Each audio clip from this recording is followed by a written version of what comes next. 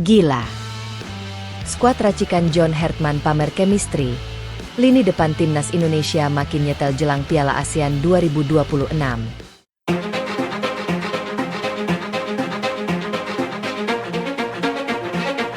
Atmosfer optimisme semakin terasa di sekitar tim nasional Indonesia menjelang bergulirnya Piala ASEAN, ASEAN Championship 2026. Dari pemusatan latihan yang berlangsung di Bali United Training Center, BUT, Gianyar, berbagai laporan positif terus bermunculan dan menjadi bahan pembicaraan hangat di kalangan pecinta sepak bola nasional. Jika sebelumnya perhatian publik tertuju pada proses seleksi pemain dan pembentukan skuad inti, kini sorotan mengarah pada perkembangan permainan tim yang dinilai semakin matang dari hari ke hari. Di bawah arahan pelatih kepala John Hartman, timnas Indonesia menunjukkan tanda-tanda berkembang menjadi tim yang tidak hanya kuat secara fisik, tetapi juga memiliki chemistry yang semakin solid. Kekompakan antar pemain terlihat semakin baik, komunikasi di lapangan berjalan lebih lancar, dan yang paling menarik perhatian adalah performa lini depan yang mulai menunjukkan ketajaman serta koordinasi yang menjanjikan. Berbagai kabar yang beredar dari lingkungan pemusatan latihan menyebutkan bahwa John Hartman mulai menemukan formula terbaik untuk timnya. Setelah melalui berbagai eksperimen taktik dan kombinasi pemain selama beberapa pekan terakhir, pelatih asal Inggris tersebut diyakini telah mendapatkan gambaran yang cukup jelas mengenai formasi utama yang akan digunakan pada Piala ASEAN 2026.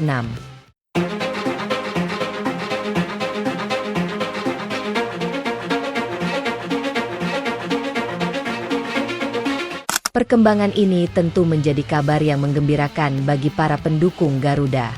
Sebab, salah satu tantangan terbesar dalam membangun tim nasional adalah menemukan keseimbangan antara kualitas individu dan kerja sama kolektif. Banyak tim memiliki pemain-pemain hebat, tetapi tidak semua mampu membangun chemistry yang kuat. John Hartman tampaknya berhasil mengatasi tantangan tersebut melalui pendekatan yang menggabungkan disiplin taktik, komunikasi terbuka, dan penguatan hubungan antar pemain.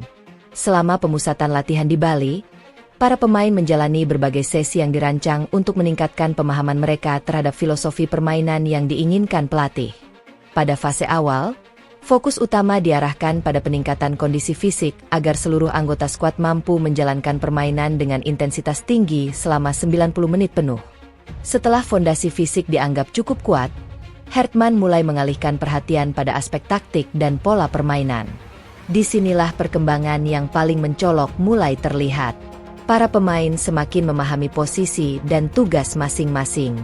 Mereka terlihat lebih percaya diri saat membangun serangan, lebih disiplin ketika kehilangan bola, dan lebih cepat dalam melakukan transisi. Hasilnya adalah permainan yang lebih mengalir dan lebih terorganisasi dibandingkan pada tahap awal pemusatan latihan.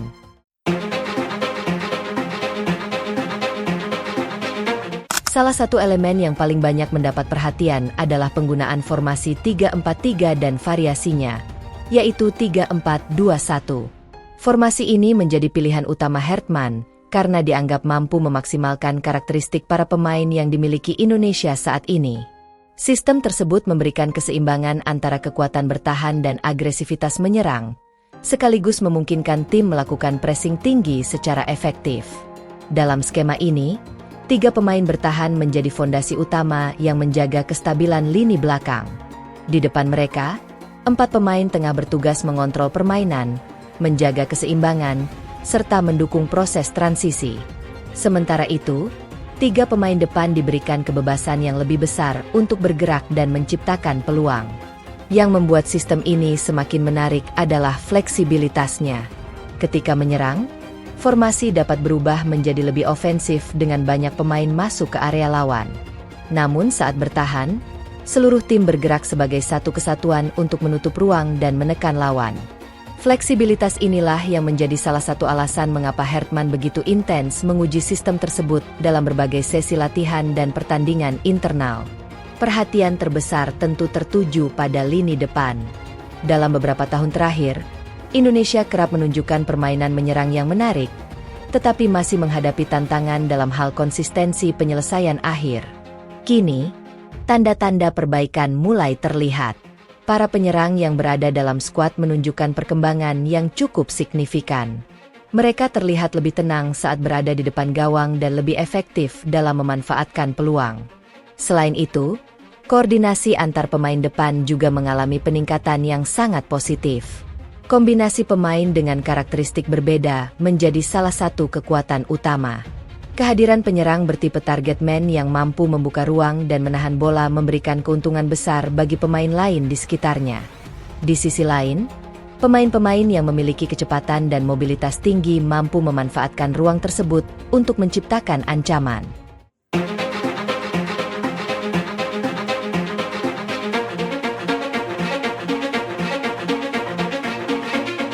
Pergerakan tanpa bola menjadi salah satu aspek yang mendapat perhatian khusus dari tim pelatih. Hertman menginginkan lini depan yang tidak hanya menunggu bola datang, tetapi aktif menciptakan ruang dan mengacaukan organisasi pertahanan lawan. Dalam berbagai sesi latihan, para pemain terus dilatih untuk memahami kapan harus bergerak ke dalam, kapan harus melebar, dan kapan harus melakukan penetrasi ke area berbahaya. Hasilnya mulai terlihat. Aliran bola di area sepertiga akhir lapangan menjadi lebih dinamis. Para pemain terlihat semakin memahami satu sama lain dan mampu membaca pergerakan rekan setim mereka dengan lebih baik. Kombinasi umpan pendek, pergerakan cepat, dan pertukaran posisi yang dilakukan secara berulang menciptakan banyak peluang berbahaya selama latihan. Selain para penyerang tengah, pemain sayap juga memainkan peran yang sangat penting dalam sistem permainan Hertman. Nama-nama seperti Witan Sulaiman dan Egy Maulana Fikri menjadi bagian penting dari skema yang dibangun.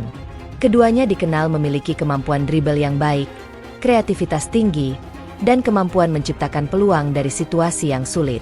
Pergerakan mereka dari sisi lapangan memberikan dimensi tambahan bagi serangan Indonesia. Mereka tidak hanya bertugas mengirimkan umpan silang, tetapi juga sering bergerak ke area tengah untuk membuka ruang bagi rekan setim lainnya. Fleksibilitas tersebut membuat serangan Indonesia menjadi lebih sulit ditebak. Kontribusi para wingback juga tidak kalah penting. Dalam sistem 3 back, peran wingback menjadi sangat krusial karena mereka harus mampu membantu pertahanan sekaligus memberikan dukungan dalam serangan.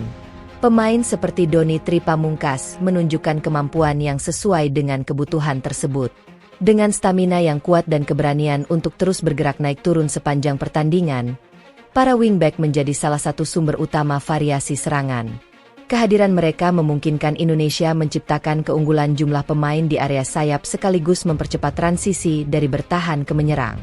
Yang paling menarik adalah bagaimana komunikasi antar pemain terlihat semakin alami. Pada fase awal pemusatan latihan, para pemain masih membutuhkan waktu untuk menyesuaikan diri dengan sistem baru dan memahami kebiasaan rekan setim mereka.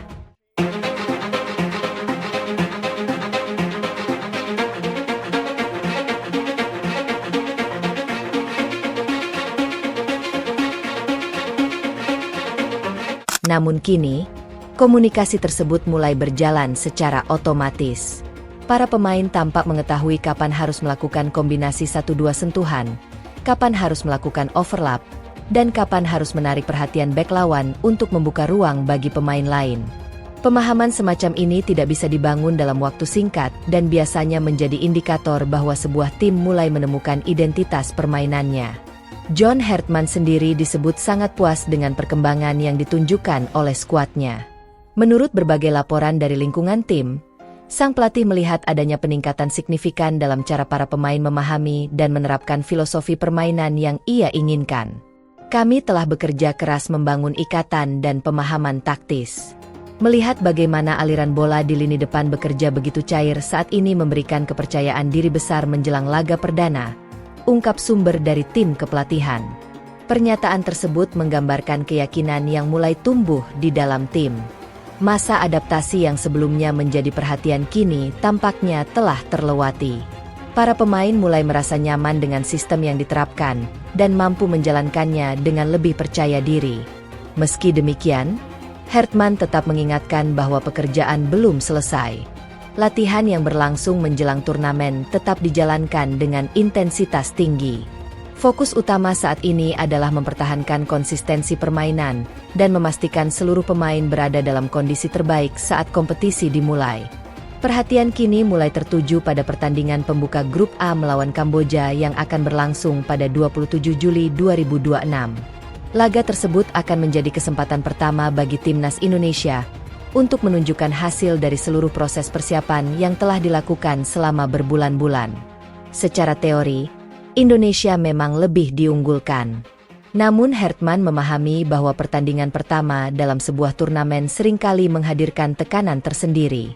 Karena itu, ia ingin timnya tampil fokus dan disiplin sejak menit pertama. Kemenangan atas Kamboja akan menjadi modal yang sangat penting sebelum menghadapi tantangan berikutnya. Setelah itu, Indonesia dijadwalkan menjalani laga-laga yang lebih berat, termasuk duel panas melawan Vietnam yang sudah dinantikan oleh para pecinta sepak bola Asia Tenggara.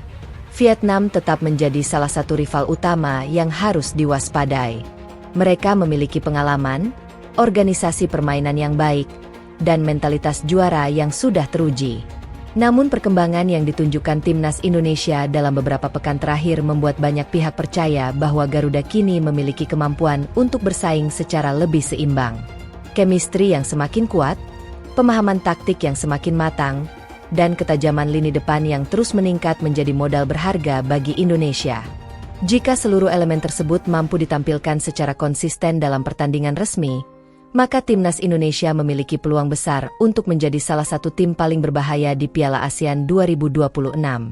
Kini, hitung mundur menuju turnamen semakin dekat.